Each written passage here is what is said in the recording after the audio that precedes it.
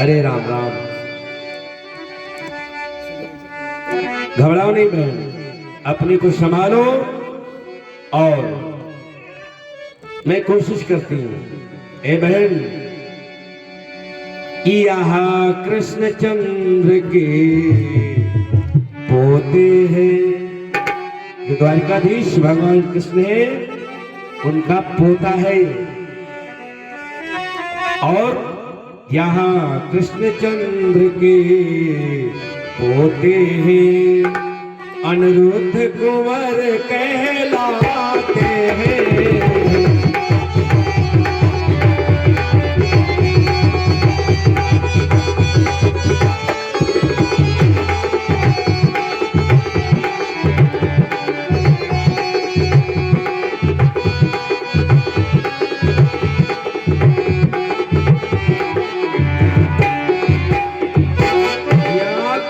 चंद्र के पोते हैं, अनिरुद्ध कुंवर कहलाते हैं। और जो सपने में मिल कर भी, जो सपने में मिल कर भी अपने दिल खींचे जाते हैं।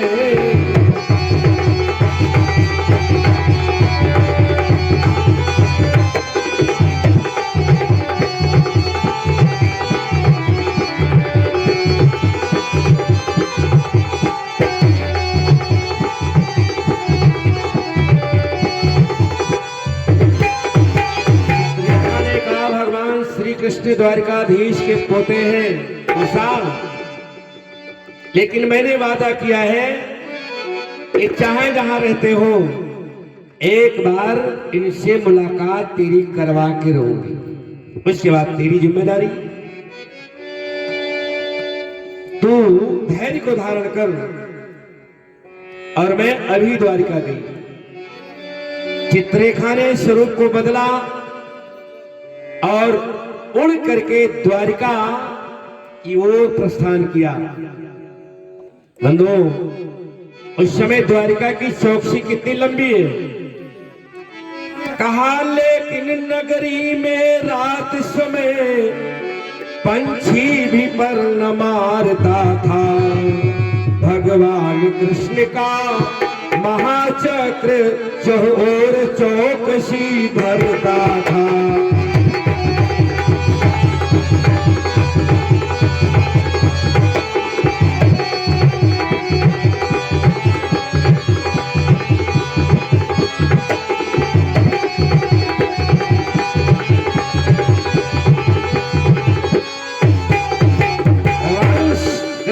सुदर्शन चक्र रात में इतनी तगड़ी चौकसी भरता था, कोई भी पक्षी द्वारिका में पर नहीं मार सकता।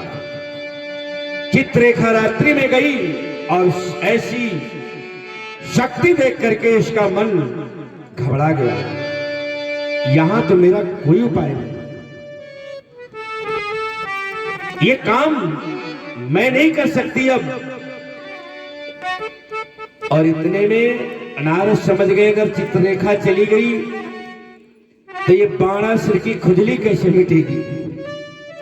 चले चित्ररेखा को कुछ उपाय बताते हैं। नारद जी बीड़ा बजाते हुए जब आए तो नारद को देख करके रेखा ने कहा, ए देवर्षि नारद, इस नगरी में प्रवेश करना बड़ा मुश्किल है। हाँ मुश्किल तो है, लेकिन अगर तुम प्रवेश करना चाहती हो तो एक ही उपाय है, तुम्हें ये वेश बदलना होगा, ये पंथ बदलना होगा। चित्ररेखा ने कहा, मैं अपना धर्म पंथ बदल दूं। नारद कहते, वाह भाई वाह, चोरी करने आई हो, चोरी करना चाहती हो और ये वेश वंश बदलने में क्या दिक्कत है। नाथ ने कहा, ए बेटी, वैष्णो तिलक लगाना पड़ेगा, माला डालनी पड़ेगी, द्वादश मंत्र का जाप करना पड़ेगा, और ये बेटी मंत्र का जाप करते करते आप अंदर प्रवेश कर सकती हैं। ये चक्र आपको रास्ता दे देगा, बोलेगा नहीं, अन्यथा ये चक्र आपके 2 टुकड़े कर देगा। बस इतना कह के नारद चले गए। चित्ररेखा कह रही मैंने वचन दिया है और वचन तो पूरा करना ही पड़ेगा। नारद कहते हैं इसमें करने में कोई दिक्कत नहीं। अरे तू परमार्थ कर रही है और परोपकार करना अच्छी बात है। परोपकार में यदि कुछ किया भी जाए, बदलाव भी हो जाए, तो इसमें बुरा नहीं मानना चाहिए, क्योंकि प्रत्येक तर्क के ग्रंथों में दोनों का मान बराबर है। रामेश्वर ही रामेश्वर है, रामेश्वर ही रामेश्वर है।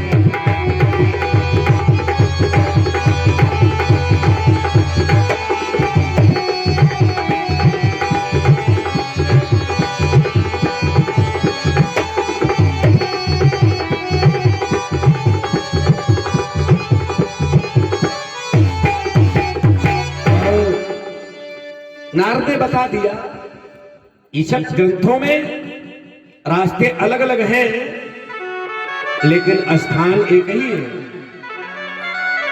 तमाम पंथ हैं, तमाम धर्म हैं, लेकिन सबका श्रेय एक है।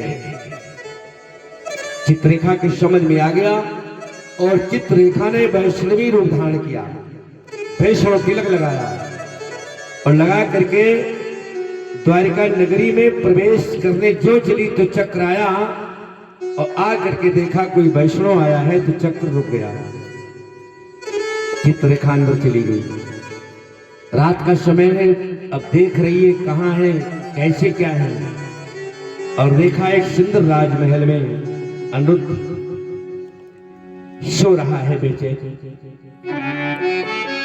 सोच रही क्या करें, जगाते हैं और जाने को कहते हैं तो ये मना कर सकते हैं, इसलिए जगाना ठीक नहीं। चित्ररेखा ने अनिरुद्ध को पलंग की सहित उठा लिया और उठा करके द्वारिका से निकल करके और उषा के सामने रख दिया। लो बहन, ये तुम्हारे प्रीतम रहे, अब इन्हें जगाना न जगाना ये तुम्हारे बस की बात है। और मैं अब चली यहां से कि मैं अपना जौहर दिखा चुकी, दासी जिनके सहारे हैं। लो खोल खजाने का ताला, अब कुंजी हाथ तुम्हारे।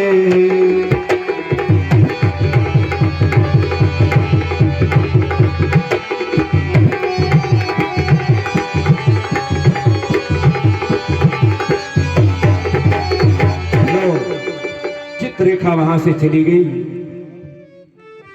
अब चित्ररेखा चली गई तो उषा सोच रही है, महल में किसी को पता नहीं, बाप हमारा इतना खूंखार है, जरा सी हवा अगर कहीं उड़ी तो हम दोनों को मौत के घाट उतार देगा। कैसे जगाएं और क्या करें, मन में सोचती है। कोई उपाय जब नहीं लगा तो मन में सोचा, मीठी मीठी रागनियों से आज अपना गाने लगी। और गाने लगी जब तो ऐसे राग की ध्वनि जब अनिरुद्ध के कान में पड़ी तो तीसरा पहर हो चुका है। तीसरा पहर हुआ और कान में जरा सा भी इस सुंदर आहट पड़ी तो प्रद्युम्न जग पड़े। उठ करके इधर उधर देखा, मैं तो नई जगह आ गया हूं। और जो ही नई जगह देखा तो नजर पड़ गई उषा पर। उषा मंद मंद मुस्कुरा रही है, हाथ जोड़ करके प्रार्थना करती है। उषा भी तो ही मुस्का कर जा पड़ी नाथ के चरणों में, झर झर झर चला उमंग नीर झुकते नैनों के झरनों से।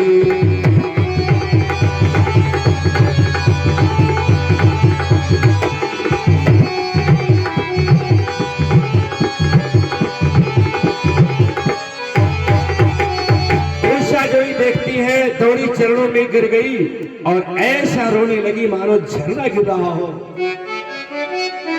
अनिरुद्ध ने ये दृश्य देखा तो उनका हृदय पिघल गया कि बोले अनिरुद्ध अहो बाले, तुम कौन मुझे क्यों कर लाई।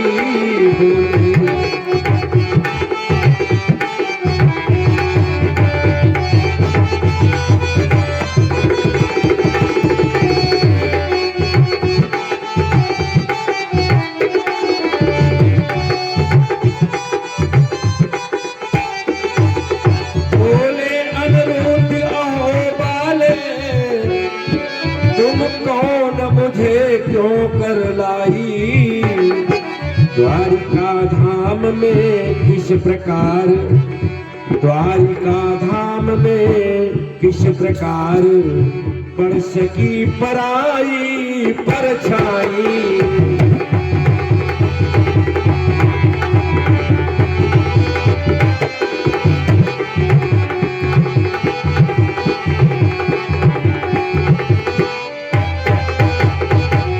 द्वारिका में परछाई पड़ी, कौन है तू।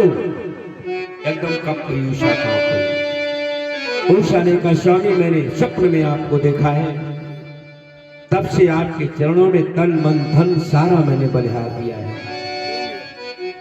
और हे प्रीतम जहां पे हो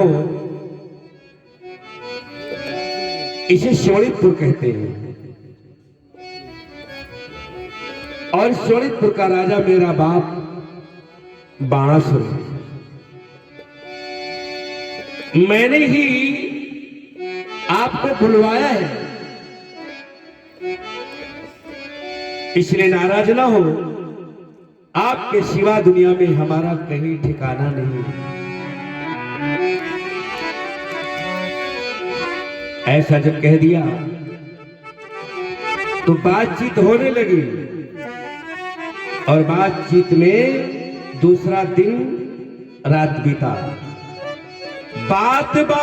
बातचीत से बढ़ गया परम प्रेम डोहार।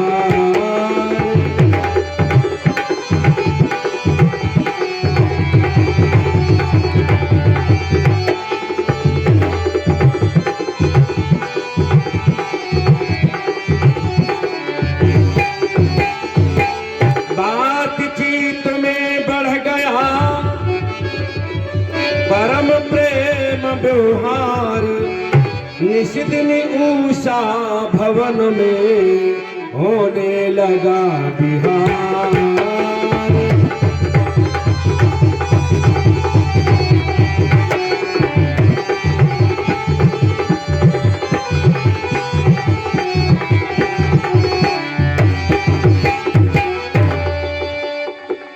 अब अनिरुद्ध और उषा महल में रह रहे। जो दास दासी आते उषा उन्हें बड़ी कायदे से कुछ मुद्रा पैसा दे के समझा देती, देख ये रहस्य और ये बात मेरे पिता के पास तक ना पहुंचे।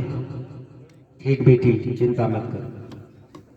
एक दिन, 2 दिन, 4 दिन, 5 दिन, 6 दिन, 1 सप्ताह जब बीता तो 1 सप्ताह के बाद किसी भेदी ने जा करके बाणासुर से कहा महाराज हमें कुछ महल में गड़बड़ लग रही है। क्या? मुझे ये मालूम हो रहा है कि उषा के महल में कोई राजकुमार रह रहा है, नहीं तो ऐसा कैसे आपने कह दिया? कहा ऐसा अगर है तो खड़ा हो गया और कहा ए वीरों, फिर गया महल झट उषा का, रणधीरों से सरदारों से ममता का स्वागत होने लगा, जल्लादों की तलवारों से।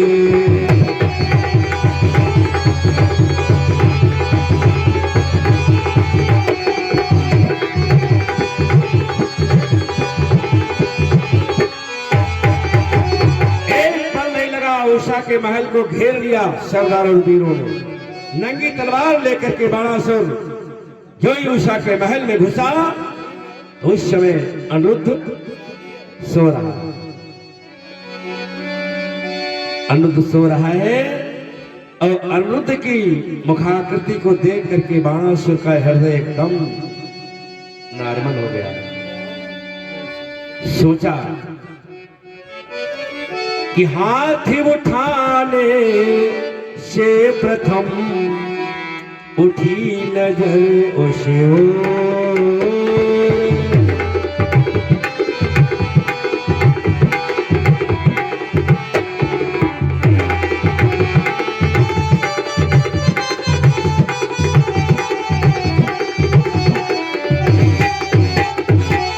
हाथ उठाने से प्रथम उठी नजर उस ओर, नंदन दल कुल चंद्र पर आंखें हुई चकोर।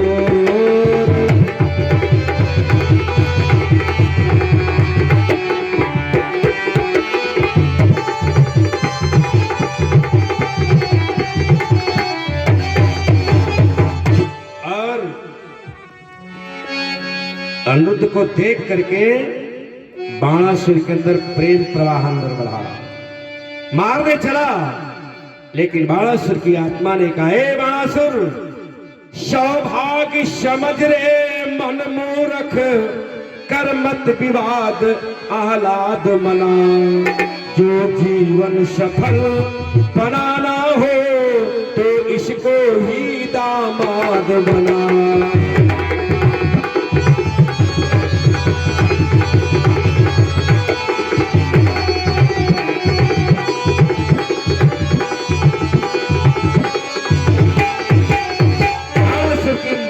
ने कहा बाणासुर मूर्ख मत बन और इसे दामाद मान ले, ये भगवान की बड़ी कृपा है। और सोचता रहा और फिर विचार बदल गए। चलो सरदारों, सोते हुए को मारना एक वीर का लक्षण नहीं, और चला गया। 2-4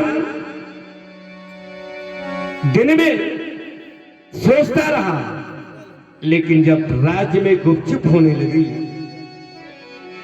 तो भेदियों ने कहा, महाराज, राज्य में बड़ी निंदा लोग कर रहे हैं आप। समझ गया निंदा का कारण और लेकर के वीरों को पुनः सिंह की तरह गर्जने लगा और जो ही दौड़ा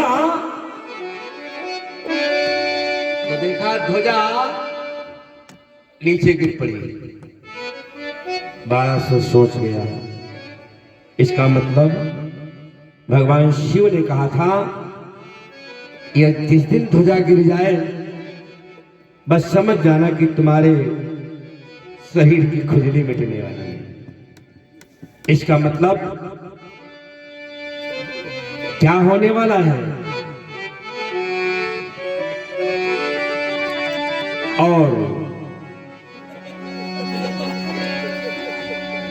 जो ही आया और आ करके एकदम उषा कांप उठी। सेना को देख करके उषा कंपित हो गई और आदेश कर दिया कि इसको मार करके यमपुरी पहुंचा दो। पकड़ लिया अनिरुद्ध को और पकड़ करके आदेश जब किया, उषा हाथ जोड़ करके चरण गिर गई कि कांप उठी उषा जहां सुना पिता का नाम।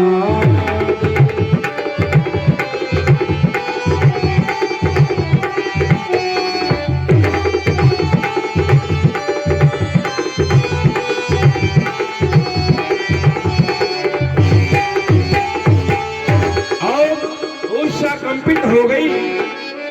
बाणासुर ने अनिरुद्ध को पकड़ करके बंदी बनाया और उषा हाथ जोड़ करके विनती करती, पिताजी छोड़ दो, छोड़ दो, छोड़ दो, लेकिन नहीं छोड़ता है। और फिर यो कहकर उषा उठी गई सरे दरबार।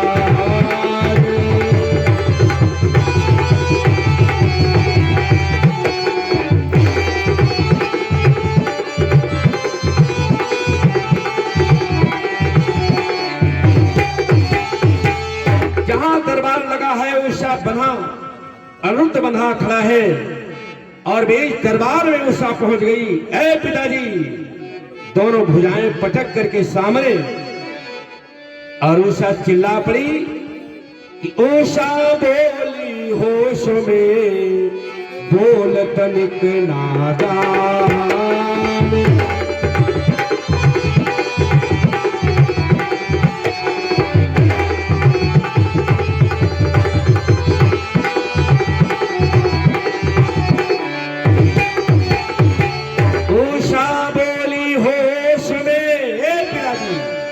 बोल तनिक नादा, तेरी ही मत पर पड़े रे पापी पाषाण।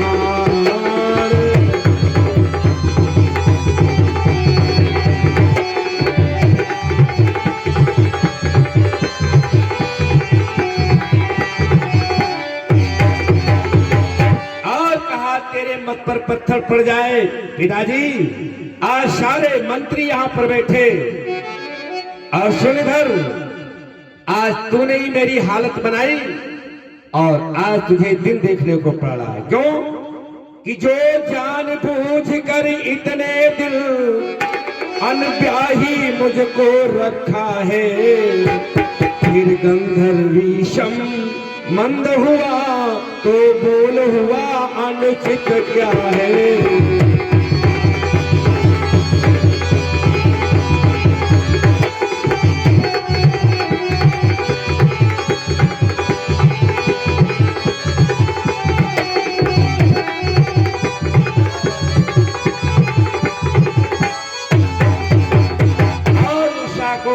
बाल पकड़वा करके महल के अंदर करवा दिया। चल चल, ऐसे हजारों ले जाओ इसको, दुष्ट को कारागार में डाल दो।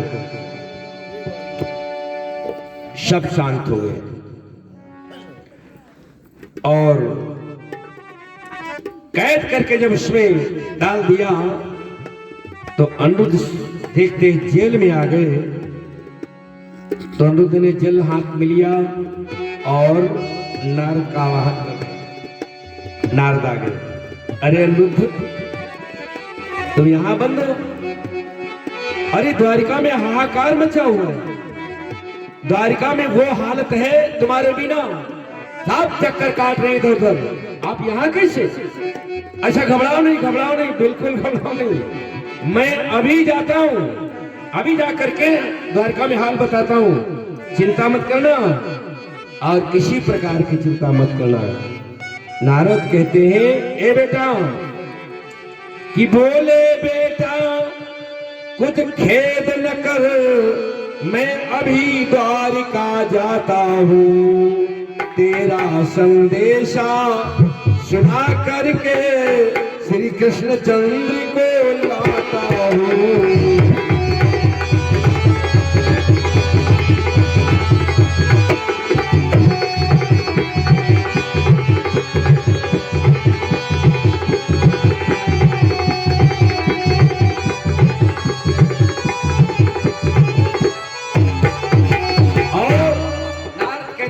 चिंता मत करो, मैं द्वारिका जा करके और भगवान श्री कृष्ण को लाता हूं, किसी प्रकार की चिंता मत करना। और इधर महलों में जब अनिरुद्ध नहीं तो चारों तरफ से अनिरुद्ध की खोज हो रही है, कोहराम मचा है। आज सब मस्तक पीट पीट के रो रहे हैं, दाऊ की नजरें ऊपर नहीं उठ रही हैं। कहां गया अनिरुद्ध?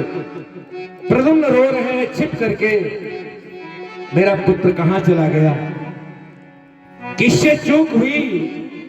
इतनी चौकसी होने के बाद भी ऐसा कैसा हो गया?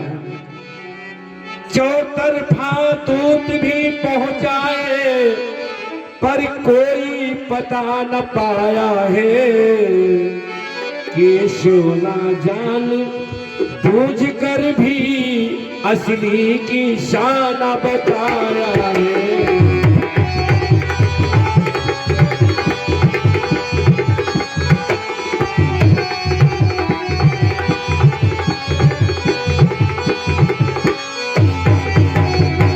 सब कह रहे केशव यानी भगवान कृष्ण को, ये सब जानते हैं लेकिन असली किस्सा ये नहीं बताते। ये बातचीत हो रही है, तब तक नारद जी बड़ी जल्दी जल्दी पहुंचे और जब ये देखा बड़ा रोना धोना मचा, सभी भगवान पर हाथ उठा रहे। तो पर नारद ने भूप को दिया संदेश जा,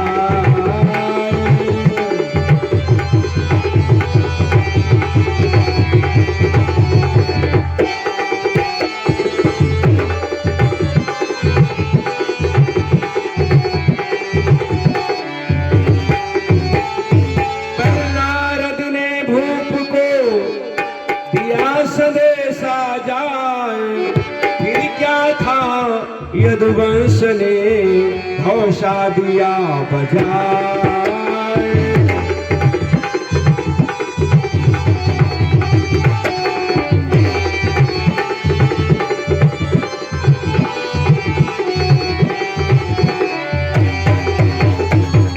द्वारका के वीरों, सेना सजाई जाए और सीधे सोनितपुर की तरफ कूच किया जाए। और सेना सज गई, कोहराम मच गया। बाणासुर के पास संदेश पहुंचा, महाराज द्वारिकाधीश भगवान कृष्ण लेकर के सेना युद्ध करने आ रहे हैं। अच्छा, तो आंखें बंद करके भगवान शिव का ध्यान किया बाणासुर ने। अगर वो कृष्ण लेके आ रहे हैं तो मेरी तरफ भगवान शिव है। और बता दिया भोले बाबा से, महाराज सेना नायक आप हैं, इसलिए अपनी फौज लेके आ जाओ। बाणासुर ने शंभु का किया हृदय में ध्यान, तो ही प्रेत समाज ले आए शिव भगवान।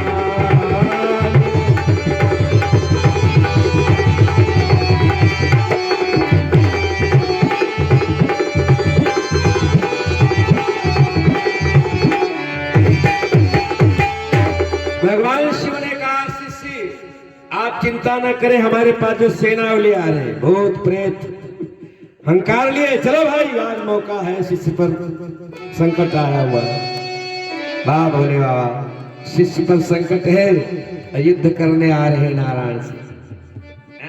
ऐसी भोले बाबा की विचित्र माया। भगवान देखते हैं विशाल सेना को सामने खड़ा कर दिया और सामने देख रहे हैं भोले बाबा अपने भूत प्रेत लिए साथ खड़े एकदम से। भगवान कृष्णचंद्र हंसने लगे, वाह वाह भोले बाबा। भगवान शिव ने बड़े इशारे में प्रणाम कर लिया है और कहा क्या करें, वरदान दिया है तो करना ही पड़ेगा। लेकिन बात कहना है प्रभु, आप तो जानते हैं। भगवान कहते मैं सब जानता हूं, मैं सब जानता हूं। ऐ भोले बाबा, कृष्णचंद्र कहने लगे, है कृष्ण तो गुलाम।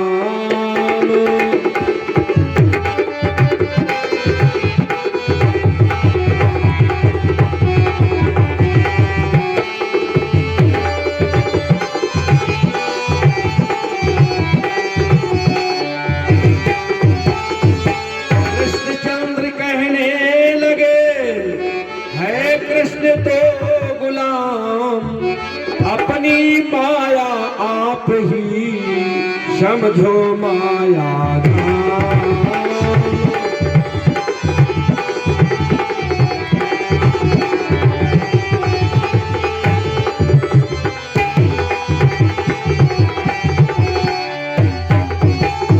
और सारी स्थिति बता करके और बाणों पर बाण की बौछार होने लगी। बाणासुर ने कहा, शंभु भोलेनाथ अब ये वार संभालो। भगवान कहने लगे, चिंता मत करो, तुम युद्ध करो, हम भी बराबर युद्ध कर रहे हैं। भगवान शिव ने पिनाक पर हाथ रखा, कहा सावधान। भगवान कृष्ण ने कहा, वाह बोले वाह, आज आपके हाथ में पिनाक देख करके बड़ा अच्छा लग रहा है कि योगी और एक अकामी बैरागी के हाथ में अस्त्र। ठीक है, चलाओ भोले बाबा, चलाइए, देखते हैं। पिनाक पर रखा, अरे बाण चढ़ा लिया। ए कृष्ण, हाँ फेंको दर। हुआ क्या, इधर भगवान ने सारंग धनुष उठाया और भोले बाबा के बाण को ऐसे काटा जैसे कोई मूली काट दिया हो। शंकर ने जब पिनाक पर रखा तलहारी बाण चलाया है,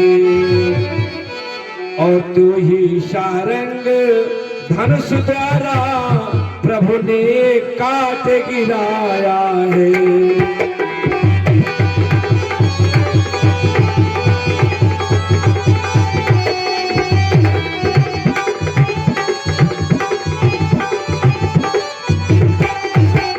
भोले बाबा ने वायु बाण छोड़ा, भगवान ने सर्प बाण छोड़ दिया। कृष्ण ने सर्प बाण छोड़ा, वायु का आहार कर लिया, और अग्नि बाण छोड़ा तो प्रभु ने वाणी बाण छोड़ दिया, वाणी बरसा दिया, बाण की सत्ता नष्ट हो गई। और अंत में आलस्य बाण के चलते ही सारी सेना खामोश हुई, लीलाधर की छा से ही भोले बाबा बेहोश हुई।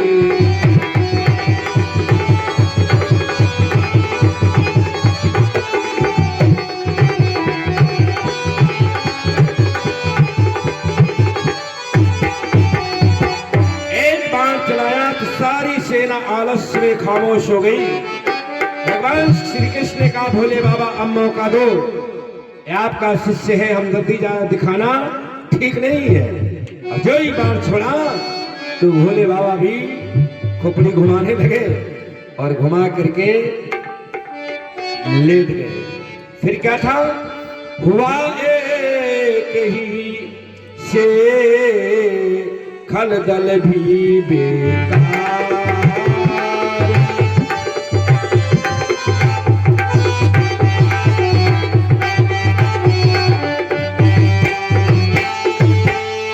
हुआ एक ही हाक से खलदल सब बेकार, पीछे के सो ने किया बाणासुर परवार।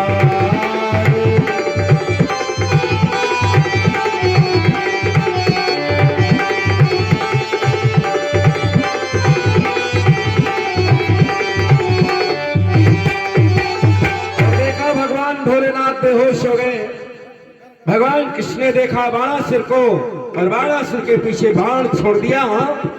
बाणासुर भगा वहां से और भागता ही जा रहा है।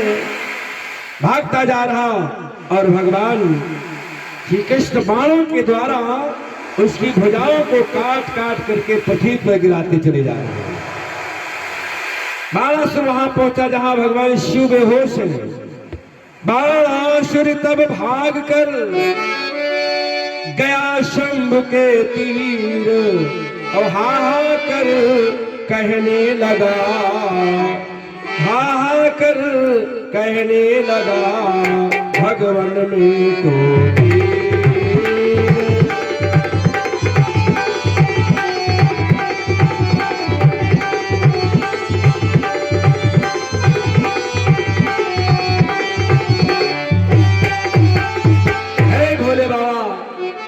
इन बाणों के द्वारा मेरे शरीर के अंदर बड़ी विषम पीड़ा पैदा हो रही है। भगवान शिव ने देखा और चकित होकर के चरणों में गिर गया। भगवान शिव ने कहा, हे बाणासुर, कि परसों बोले बाबा तेरी अब इस तरह समाप्त नहीं।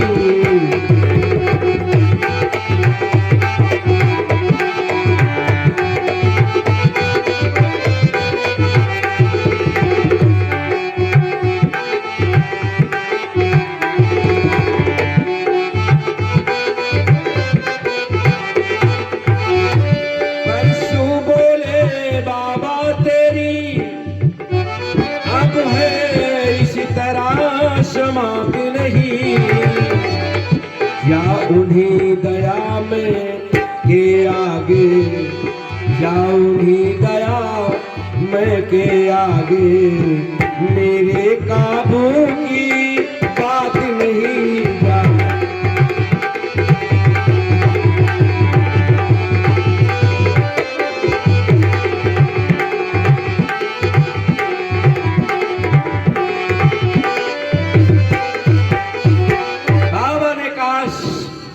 बाणासुर, अब मेरे पास तेरी कुछ भी कुंजी नहीं है। अगर तू अपने प्राणों की रक्षा चाहता है तो दयानिधि के चरणों में गिर जा। गए शरण तू राख है सब अपराध विशाल, कई कुछ उपाय नहीं। और जैसा तूने अभिमान किया, जैसा तूने अहंकार किया, आज उसी का परिणाम तुझे भोगना पड़ रहा है। और भगवान ने, भोलेनाथ ने मन में आज भगवान श्री कृष्ण का ध्यान करते हुए कहा, हे दीन बंधु, हे दयानिधि,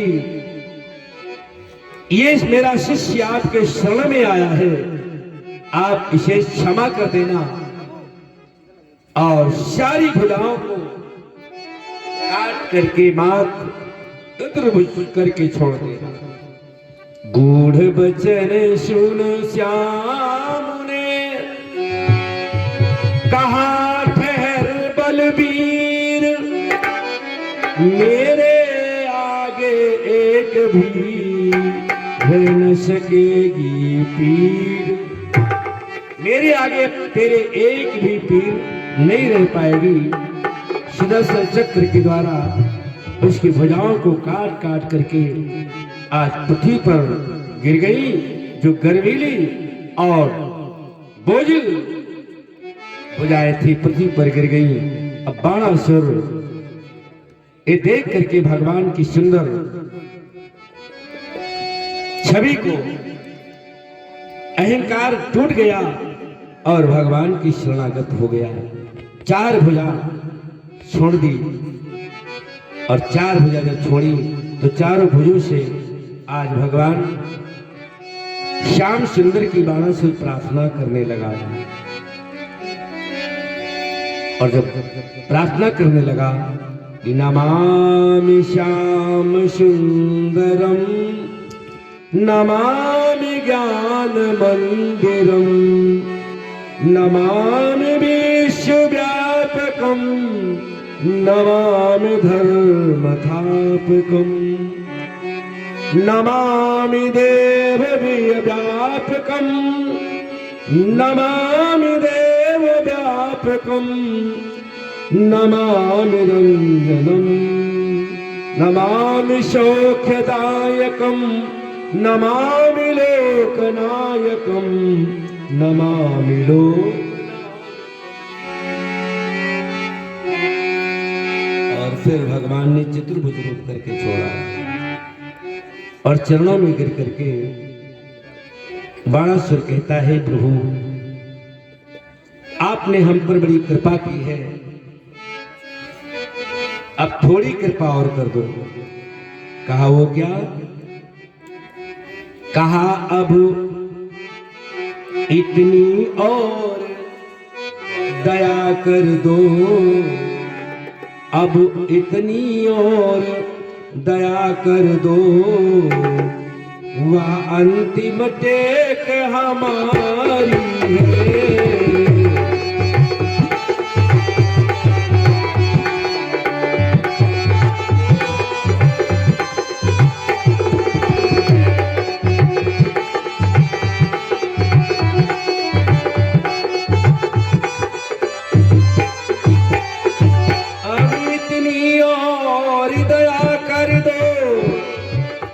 वह अंतिम टेक हमारी है। क्या?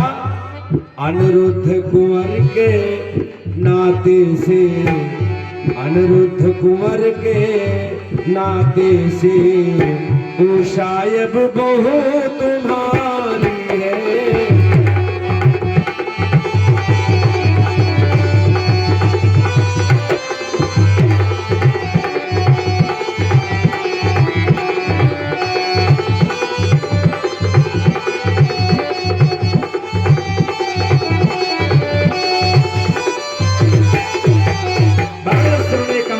मेरी अंतिम टेक है प्रभु, और उषा हमारी पुत्री है और इसे बहू के रूप में स्वीकार करो।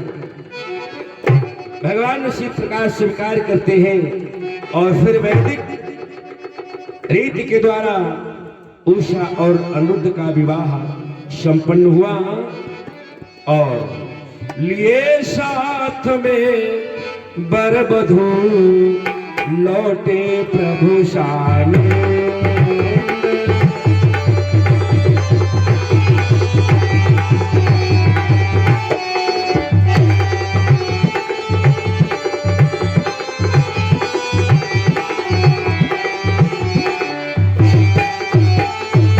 साथ में वर वधू लौटे प्रभु शानंद, जन विनीत कर प्रेम से जय श्री यादव चंद्र।